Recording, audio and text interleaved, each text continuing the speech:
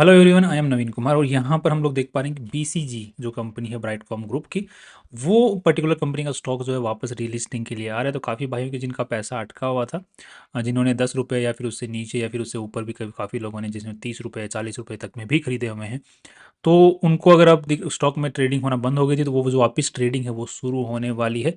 Company ने जो है एक्सचेंज ने और कंपनी ने सबने मिलकर 14 जो जुलाई है डेट वो सेलेक्ट की है। यहाँ पर आज 7 जुलाई है, तो लगभग 7 8 6 7 दिन बाद में उस दिन ये स्टॉक वापस रीलिस्ट हो जाएगा स्टॉक मार्केट के अंदर में। और वो भी सुबह जो स्पेशल इसके अंदर ऑक्शन पीरियड है उसके थ्रू ये गुजरेगा, जिसमें कि जो प्राइस होगी स्टॉक की वो तय की जाएगी। तो यहाँ पर अभी स्टॉक की जो प्राइस है वो तय नहीं हुई है, वो उसी दिन तय की जाएगी प्री सेशन के अंदर, प्री ऑक्शन सेशन के अंदर में। राइट। तो अब वो प्राइस है वो कितनी भी निकल के आ सकती है। राइट। तो उसका कोई अभी तक पता नहीं है कितनी वो प्राइस निकल के आएगी, बट वो डिसाइड हो जाएगा उसी वक्त में। अब कितनी डिसाइड हो सकती है उसको एक बार थोड़ा सा देख लेते हैं। तो यहाँ पर ब्राइटकॉम ग्रुप को आज के दिन इसकी 2000 करोड़ रुपए की वैल्यू है, जब इसका शेयर प्राइस 10 होता है तो।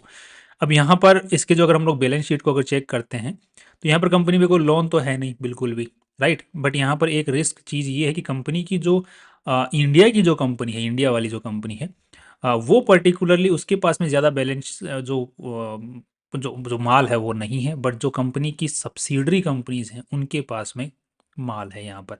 तो सबसे ज़्यादा जो रिजर्व्स और जो कि इक्विटी कैपिटल है वो सब्सिडरीज के अंदर में है। तो बैलेंस शीट की जो साइज निकल के आ रही है आज के दिन, वो 10,000 करोड़ रुपए के आसपास में निकल के आ रही है विदाउट द लोन। तो एटलीस्ट अगर कंपनी के बैलेंस बुक वैल्यू पे भी निकलता है तो कंपनी का जो स्टॉक प्राइस है लगभग 50 के आसपास में होना चाहिए। There are chances. राइट। अब यहाँ पर अगर इसी चीज़ को हम लोग कंपेयर करते करके देखते हैं दूसरी कंपनियों के साथ में, तो यहाँ पर देखने को मिला कि जो इसी सेगमेंट में काम करती है, क्योंकि ये जो ब्राइटकॉम ग्रुप है ये एडवर्टाइजिंग सेगमेंट में काम करती है। तो एडवर्टाइजिंग सेगमेंट में और भी कंपनियां काम करती हैं, जैसे साइन पोस्ट इंडिया हो गई, डीजी कंटेंट हो गई। तो काफ़ी सारी कंपनियां हैं जिनकी अगर हम लोग मार्केट कैप देखते हैं तो लगभग 700-800 करोड़ रुपए से ऊपर के मार्केट कैप की, जो कि इसी पर्टिकुलर सेगमेंट में काम करी, उनका जो पी रेशियो निकल के आता है वो लगभग 30 के आसपास में लोवेस्ट निकल के आ रहा है। 30 का पी रेशियो निकल के आता है। राइट। बट यहाँ पर इस पर्टिकुलर कंपनी की जो अगर लेटेस्ट कमाई को अगर देखते हैं तो 7 का निकल के आता है, 707 21। तो इस हिसाब से कंपनी का जो स्टॉक प्राइस है पी रेशियो के हिसाब से कंपेयरिंग विद द अदर्स लगभग 100 रुपए के आसपास में होना चाहिए। राइट। हो सकता है, तेरा चांसेस। अब दूसरी चीज कि इस पर्टिकुलर कंपनी के अंदर में काफी नेगेटिविटी थी, तो वो नेगेटिविटी ये जो रीलिस्टिंग वापस होने वाला था उसकी वजह से negativity out of the window कुछ वक्त के लिए चली जाएगी, वापस आ जाएगी। वो अलग बात है, क्योंकि कंपनी जो है वापस सीईओ और सीएफओ वो जो पुराने वाले जिनके ऊपर में सेबी ने पेनल्टी वगैरह लगाई थी, एंड सेबी ने जो जिनके ऊपर में फ्रॉड का जो कंपनी के अंदर में एलिगेशन लगाया था, राइट, पूरी की रिपोर्ट निकाली थी, तो वही सीईओ और सीएफओ को कंपनी वापस सीईओ और सीएफओ बनाना चाहती है। ऐसा जो वोटिंग राइट्स अभी पीछे वोटिंग्स हुई थी उसके अंदर में निकल के आया था। तो maybe we can see all again the same CEO and CFO of this company. Right. So वो अगेन थोड़ा सा क्वेश्चनेबल मार्क रहेगा। एंड अभी तक जो पेनल्टी वगैरह है कंपनी जो सेबी ने जो सीईओ और सीएफओ पे लगा रखी है वो अभी तक वही इंटैक्ट है, अभी रिकवरी नहीं हुई है। वो हाई कोर्ट में चला गया है केस अगेन। तो वो अलग से चल रहा है सिस्टम पूरा, और यहाँ पर ये रील लिस्टिंग वाला चीज़ अलग से चल रहा है। नेक्स्ट, अब यहाँ पे दूसरी चीज़ देखने को मिलती है कि कंपनी की जो कमाई है वो कमाई क्या हो रही है, क्या कैश की फॉर्म में कमाई हो रही है। क्योंकि यूजुअली क्या होता है, कंपनियां बड़ी ही चालाक होती हैं। कंपनियां चालाक तो होती ही हैं, उनके जो इतने बड़े सीएस को इतना पैसा खिलाते हैं तो किस बात की चालाकी के लिए खिलाते हैं, ऐसा तो क्यों खिलाएंगे।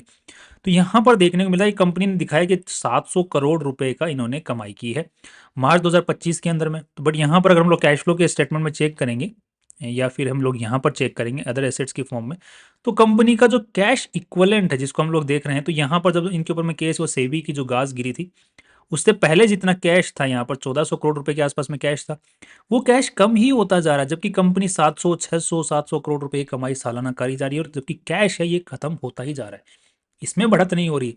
जबकि कंपनी जितनी भी कमाई कर रही है वो तो या तो ट्रेड रिसीवेबल्स की फॉर्म में रह जा रहा है, क्योंकि यहाँ पे ट्रेड रिसीवेबल्स बढ़ता ही जा रहा है, या फिर कंपनी बोले कि लोन्स एंड एडवांसेस बढ़ते जा रहे हैं, बट कंपनी के पास में कैश नहीं आ रहा है।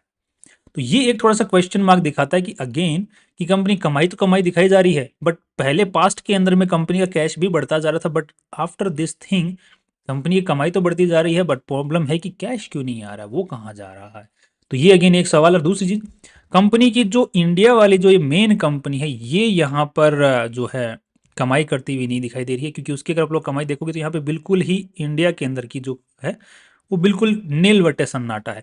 और जो कंपनी के बाहर की जो सब्सिडरीज हैं या फिर बाहर जो यूजुअली ऑपरेशंस कर रही हैं इंडिया के बाहर, वो कमाई करती हुई दिख रही हैं। तो अगेन वहाँ पर सवाल है, अगर आप लोग इनकी रिपोर्ट्स पढ़ोगे तो सीए जो इनकी रिपोर्ट के अंदर में अपना जो खुद का रिव्यू देते हैं, वो भी यही बोल रहे हैं कि हम लोग मैनेजमेंट की बताई हुई चीज़ों को ही ध्यान में रखते हुए इन चीज़ों को पारित कर रहे हैं।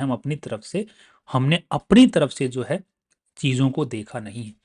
तो ये काफ़ी सारे सवाल हैं जो कि लॉन्ग टर्म के अंदर में कंपनी कैसे परफॉर्म करेगी उस पर सवाल है। बट आज के हिसाब से अगर देखा जाए तो लिस्टिंग जो है based on this book value 50 से ऊपर होनी चाहिए, based on the P ratio 100 से के आसपास में हो सकती है। तो 100 से 50 के बीच में हम लोग मान के चल सकते हैं, बट लॉन्ग टर्म का व्यू यहाँ पर लेके हम लोग नहीं चल सकते हैं अभी फिलहाल के लिए, राइट, इस पर्टिकुलर कंपनी के अंदर में। तो क्या करना चाहिए, ये पॉसिबिलिटी, ये सही सवाल है। तो यहाँ पर अपने को लगभग इसको टाइम देना चाहिए। अगर अब इसकी जो प्राइस है वो निकल के आती है 30 के आसपास में, तो मोस्ट प्रोबेबली अपर सर्किट लगा रहेगा। वो अपर सर्किट काफ़ी दिनों तक लगा रहता है। फिर एक क्या कि वो जो एक मार्केट में पॉजिटिविटी होती है उसकी वजह से सर्किट लगते रहते हैं, वो ऊपर की तरफ में जाता जाता है, राइट।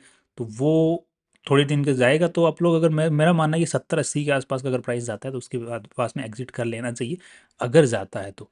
बाकी 50 से ऊपर के बाद में अगर वैल्यू इसमें कंपनी में रहती है तो थोड़े सवाल हैं। But if you want to stick to that, अगर सेफ ट्रेडर्स हैं वो 60-70 के आसपास में एग्जिट ले लें, और जो रिस्की ट्रेडर्स हैं, रिस्की वाले, वो 100 के आसपास। और फिर उससे ऊपर जाता है तो फिर वो पूरा रिस्की गेम है, बिकॉज काफ़ी सारे सवाल अभी भी इस कंपनी में बने हुए हैं।